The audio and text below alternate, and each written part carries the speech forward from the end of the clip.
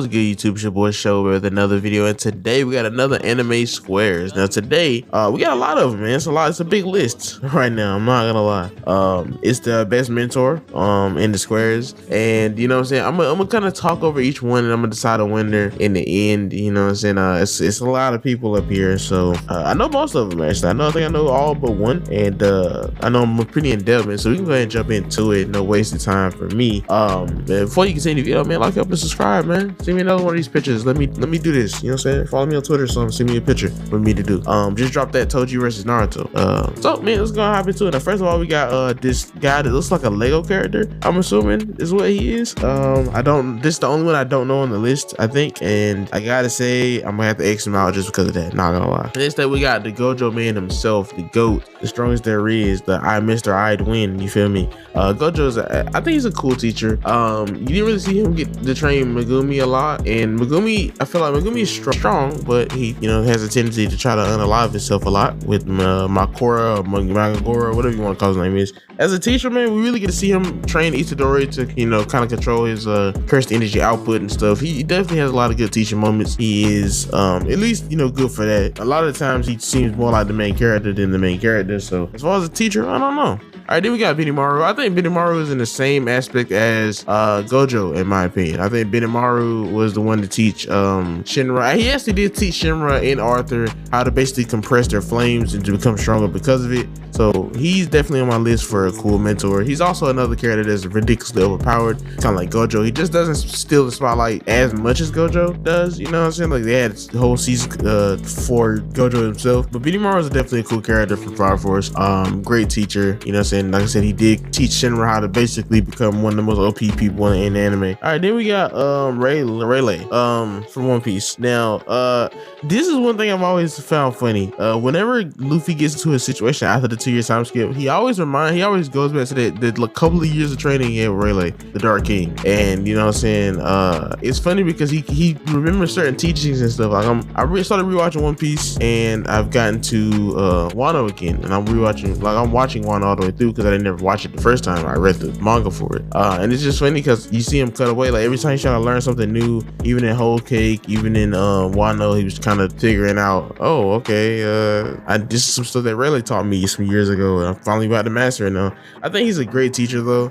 We didn't really get to see a lot of his sessions with Luffy. You know, we get to see the individual training, but in terms of mentor is a whole different kind of thing with this list, in my opinion. I feel like mentor and training you is what's important. Iroh, I think Iroh honestly is the best, maybe like father figure on this list, kind of. Honestly, Avatar's writing was so good. He just seems like such a perfect character, such a flawed but perfect character. You know, it was cool to see him and Zuko's relationship. Definitely high contender for the best mentor on this list, because he did teach Zuko how to redirect lightning, and more likely probably taught Zuko a lot of his more difficult fire techniques. And it was his guidance that really allowed Zuko to come around and realize that he was just basically just doing the wrong stuff at the wrong time every time. All right, Yami. I like Yami as a mentor because I don't think he's good on like the sensitive side of being a mentor. I think he's kind of like rough around the edges, but he always pushes his comrades, his teammates, his guild mates. I forgot what they call it in I think it's guild, what they call it in Black Clover, but he's basically always pushing them to push past their limits. You know what I'm saying? It's kind of like All Might. Well, I don't think it's on this list, by the way. He definitely should be on this list. He's a good mentor. Anyway, I think Yami likes to bring out the best in his peoples,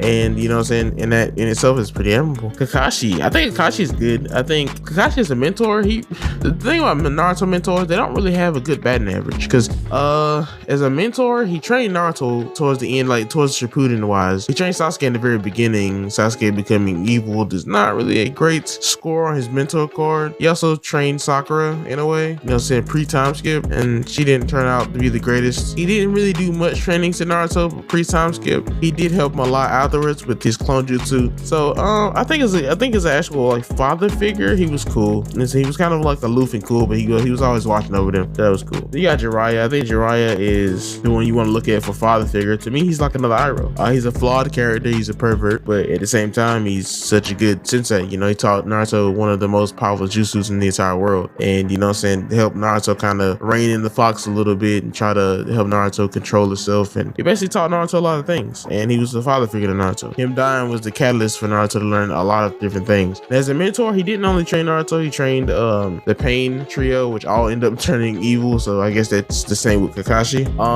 I believe that's Grandpa Max. I'm going off of memory, by the way, guys. This is Grandpa Max from Ben 10. I do remember Ben 10. You know, it's been a minute since I've actually watched it, but I actually enjoyed it a lot when I played it. He was a good mentor. He was like a secret alien agent and stuff, and he always was kind of helping out, looking out for Ben. Not my top choice, but no. Then this guy from Chainsaw Man, I'm blanking on his name right now, but this is definitely the guy I'm thinking about. This is the guy from Chainsaw Man. I think he was known as like the strongest in his field, but I don't want to spoil too much, but he definitely was not. Cool guy. As much of a mentor, not really for me at least. He definitely would be the least on this list. Then you got Urahara. Urahara is he's clutch to me. Urahara is clutch to me because I feel like a lot of the issues that Ichigo and the gang face, he's more of a clutch guy. Like he definitely trained Ichigo. Don't get me wrong. He trained Ichigo, and he did a lot of training for Ichigo. He did a lot of helping for Ichigo, but this guy was kind of like a black sheep. I heard that originally he was supposed to be the bad guy, but they kind of changed it because I guess people might have thought liking his character. I guess he was supposed to be like another bad version of Aizen, and he was supposed to be the main villain. But he's just so clutch, man. He comes up with so many other plans to save everybody and stuff. Every time there's an event going down, he's always the one that's like in the middle of it, helping out. Then we got Master Splinter, man, the giant rat that trained 4 of the greatest heroes known to man. I love Master Splinter. I think in a lot of different incarnations of him, he's kind of like the new movie. He was kind of just not really a ninja teacher. In OG vibes though, and then the ones in this picture, man, he was a beast. You know what I'm saying? Him being a giant rat doesn't hurt either. I mean, he was also technically a literal father figure to the 4 turtles, because he was probably the most father figure on his list, because he was actually their father, like adopted and everything. I believe it's Kuro Sensei from Assassination Classroom. That's next. And I won't spoil Kuro's motives, and I did say Kuro the first time. It's Kuro. I won't really spoil his the ending of the show and stuff, but he's a great teacher. He's a great mentor, and he's, you know, I can't really speak more than that because his whole thing is big spoilery. You got Izumi. I just watched Fullmetal Alchemist not too long ago. She's also another character that I feel like is very high on this list for me because as a mother figure, she is definitely more of a mother to Ed and Al. She taught them alchemy. You know what I'm saying? She basically went through the same thing Ed and Al went through. Forbid them from ever doing it. They snuck behind her and they did it. She's kind of a legendary figure. Honestly, she's kind of also like Gojo and also like Benimaru. She's just pretty much everybody on this list is kind of like this. They're just the guy that you're waiting for to come and back you up. That's her. She's ridiculously powerful. She's a good mentor. She trained Ed and Al to be good at alchemy. They were amazing even as kids, and she herself is a prodigy herself. Then you got Master Roshi. I think Master Roshi is cool, but technically he never really taught Goku much. I think Goku learned Kamehameha from just watching Roshi. He was just a ridiculously good student. As far as like he did train, he was actually important to Goku's ego though in reality, because had Goku probably won that first tournament, he probably got a big head and wouldn't have trained harder. That was Roshi's whole motto. That's why he fought him in the end of the tournament, even though Goku was so just a kid that was really out of his league. He had to kind of stop him and cut his ego short right there when he was just strong enough to beat him. So kind of great teaching on that part, but as far as like moves and stuff, he really didn't teach Goku much. And last but not least, we got Bisky. She's pretty much the reason why Gon and Killua were such savages and stuff. She basically taught them the advanced version of Nin, and she's also like an underrated kind of like strong, cool character. I mean, she appears as a little girl, so for her it's just a little bit weird. She's like a small little girl. She transforms. She's a big brute, and she trained Gon and made them basically savages and stuff. And then is like the most interesting complex power system. So her being a teacher of that is kind of brownie points in itself. Now we did a quick explanation for a lot of people. Let's see who we eliminate. First of all, we're gonna eliminate Lego Man because he's a Lego Man. I don't really know too much about him. Just knocking people off right now. I'm getting rid of the guy from Chainsaw Man. I'm getting rid of Kakashi Sensei. It's actually harder than I thought. I'm getting rid of Uncle Max. I'm getting rid of Bisky. I think Bisky is cool, but just in terms of like mentoring, she didn't mean as much as the characters as somebody that raised them. You know what I'm saying? Like I feel like it's a really big thing on the mentor list. I'm getting rid of Roshi. Roshi was a cool character. He helped Goku's ego not be crazy. I'm getting rid of Kuro Sensei. So currently that leaves me with Gojo, Benimaru, Rayleigh, Uncle Iroh, Yami, Jiraiya, Master Splinter. I'm getting rid of Urahara too because as a mentor, he was cool. He trained Ichigo. He trained him like one time, and he's not really that crazy of a mentor. to me. And Izumi. Off rip, I gotta say I would probably knock off Yami and Gojo. Just simply because Gojo, like I said, Gojo and Yami to me are the same thing. They are the people that kind of train their people by just showing them how powerful they really are. Yami's a little bit more lazy at it. Gojo's more like, let me just demonstrate my power to you to really train you. I think the show is just kind of like the way the show went. He didn't really develop a super close relationship with Itadori. I think Yami's relationship is better with like people like Asta and his people in his Magic Knight squads, which I just remember is what they call them. I think Yami's has a better close personal relationship. I think Gojo was probably better on the actual teaching part. I would have to knock both of them out for that. I would also knock out Benimaru because Benimaru himself is not necessarily a father figure, maybe like an older brother figure to Shinra and Arthur, but he did train them a lot, and he trained them to really be able to use their desperation as a weapon. But on the training side of things, he gets an A. On the mental side of things, he's just another strong character that the people look up to. So shortening down the list, I got Izumi, Iroh, Rayleigh, Jiraiya, and Master Splinter. I'm going to knock out Master Splinter only because I don't specifically remember too much about his past, so I can't really like. It's so many different Teenage Mutant Ninja Turtles shows. It's like whichever version of Splinter you want to say. He's definitely a cool mentor, but I'm gonna have to knock him out. I think, and don't kill me on this, if you made it to the end of this video, I think Iroh has to go next.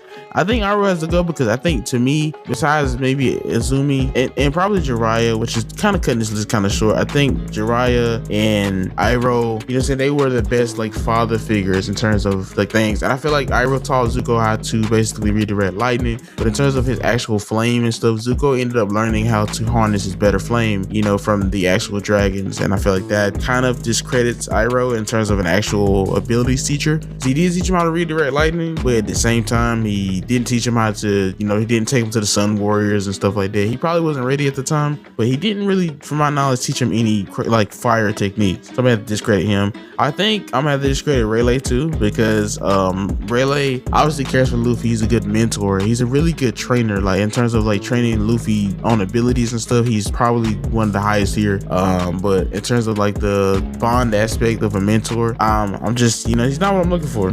He's cool. He taught Luffy how to be very, very strong, but you know, he's more like, I'm training the next Pirate King. I'm not looking after my de facto son. That's just what I take it. In terms of like Izumi and Jiraiya, I feel like they both have pretty much technique and like familial bond. She treated Ed and Al like her kids. Jiraiya treated Naruto like his kid, basically his grandson in a way. They both taught them crazy abilities. He taught Naruto the Rasengan and basically was the catalyst for Naruto becoming the entire Hokage. Izumi taught Ed and Al their whole alchemy, which caused them to basically go on their journey and to see the truth. Both of them are giant catalysts to the story. Honestly, since I have to choose, video's getting a little long, I would have to choose Jiraiya. I chose Jiraiya over Izumi, not necessarily because of anything concrete, just the simple fact that in a way, Izumi's impact on Ed and Al really stopped after she started training them. I mean, after she stopped training them, their impact stopped. Jiraiya's death was the catalyst for Naruto to become even stronger. I will kind of take off points to the fact that Jiraiya himself didn't teach Naruto Sage Mode, and it was the Sage Frogs that taught Naruto Sage Mode. But I will say that his dying wish, his sacrifice to make sure that the info got back, teaching Naruto and making sure that Naruto was the only one that could decipher his message through the books was such a cool thing. And then to get back for Jiraiya was also amazing. So with that being said, man, we broke down the best mentor here. All the other contestants were very, very well applied. I think All Might could have been up here though. I think he's a really good mentor. He hasn't died yet though, so yeah. But with that being said, guys, thanks for watching. Please like, subscribe, and I'll see you guys next.